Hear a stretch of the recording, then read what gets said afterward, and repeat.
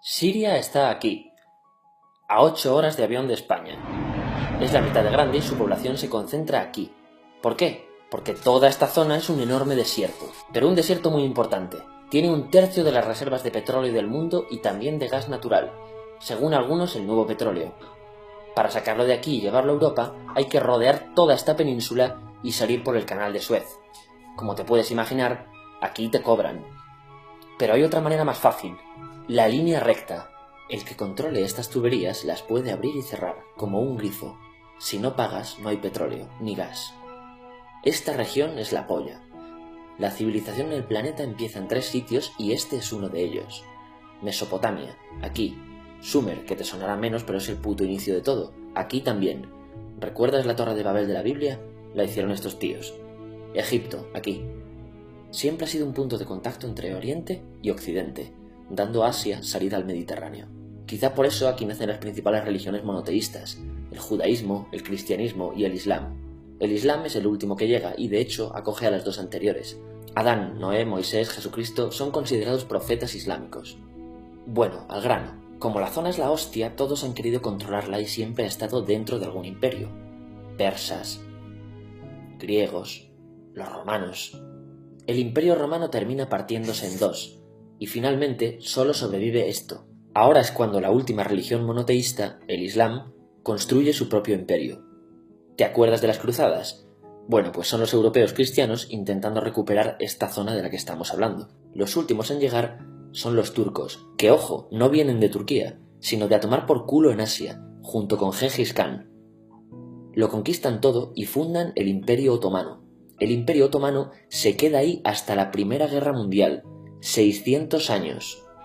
Cuando acaba la Primera Guerra Mundial, aparecen pequeños países donde antes estaba el Imperio Otomano, y por primera vez vemos a Siria en un mapa. Hasta ahora la habíamos dibujado para no perdernos. ¿Y quién se inventa esos países? Lo que te voy a contar es alto secreto. Bueno, lo era en 1916. Este súper secreto se llama Acuerdo de Sykes-Picot. Los franceses y los ingleses no podían derrotar solos al Imperio Otomano. Solo podían si les apoyaba la gente que vivía dentro, en su mayoría árabes. ¿Cómo se los ganaron? Pues les prometieron la Gran Arabia, un país solo para ellos. El único problema es que era un timo. Antes de seguir, recuerda una cosa. Los árabes son un pueblo, pero no una religión.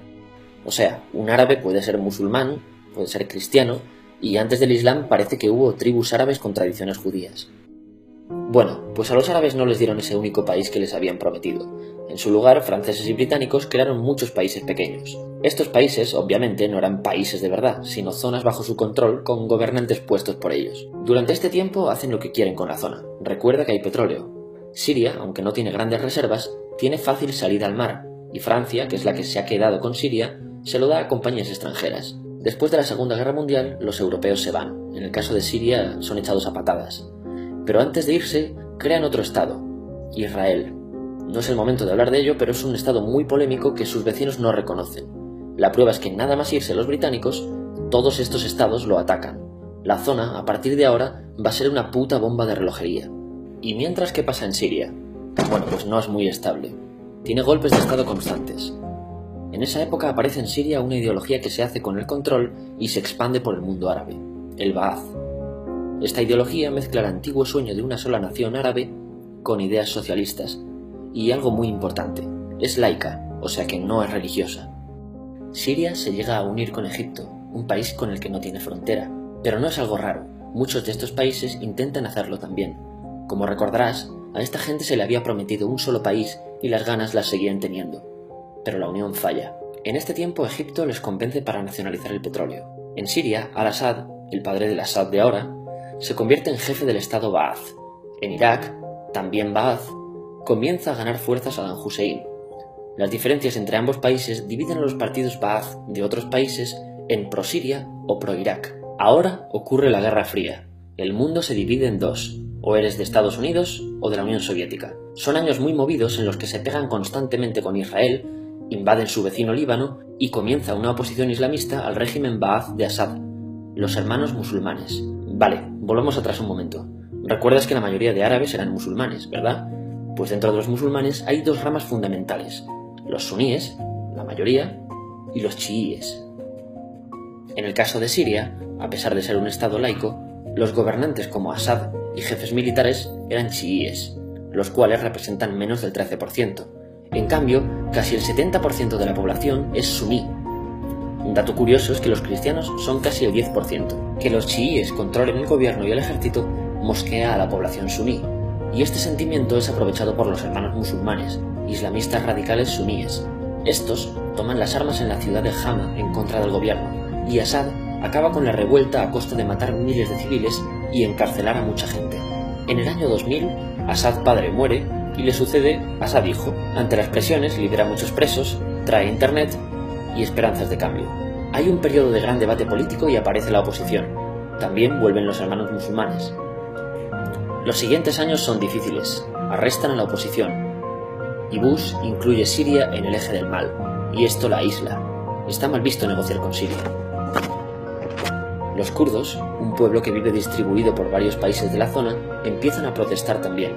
Hay represión y muertos. En 2011, te sonará esto, ocurre la Primavera Árabe. ¿Qué es esto?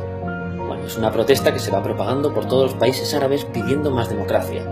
Como ves, el mundo árabe, a pesar de estar dividido en países, tiene tendencias generales. Cuando llega a Siria, Assad hijo termina usando el ejército y en los enfrentamientos mueren unas 1000 personas. Los enfrentamientos irán escalando hasta que se conviertan en guerra civil. No hay un momento exacto de inicio. Lo importante es que hoy en día hay numerosas facciones en juego. Vamos a verlas. Pero primero piensa en que todo está dividido entre chiíes, la minoría, y suníes, la mayoría. Chiíes y además laicos, o sea, no religiosos, son el gobierno de Al-Assad. Controla todo esto, que si recuerdas son básicamente las zonas chiíes del país.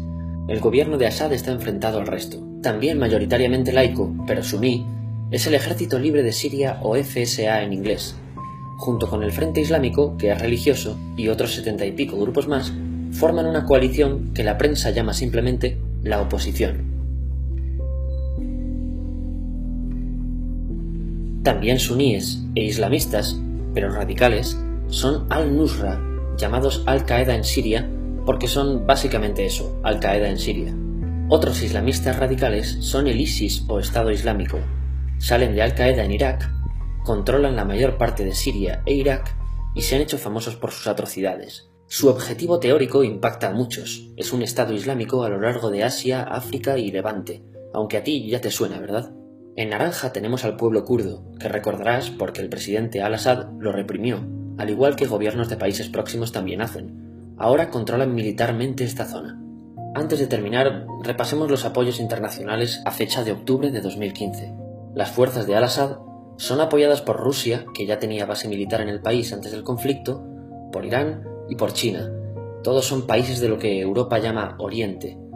En contra de Assad, apoyando a la llamada oposición, luchan Estados Unidos, Turquía, Francia, Gran Bretaña y Arabia Saudí.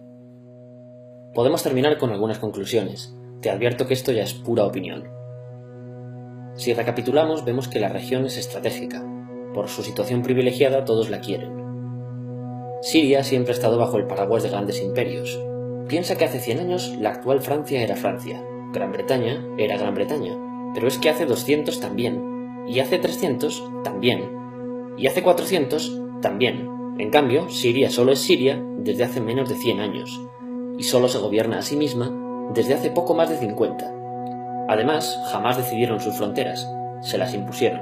Europa divide Oriente Medio a su antojo para controlarlo, diseñando países sin tener en cuenta su población. Muchos historiadores dicen que todo pueblo tiene la necesidad de manejar su propio destino, pero estos ingredientes que hemos visto juegan en contra de proyectos como la Siria Ba'ath, que encima usa la represión para mantenerse. En última instancia, producen una guerra civil.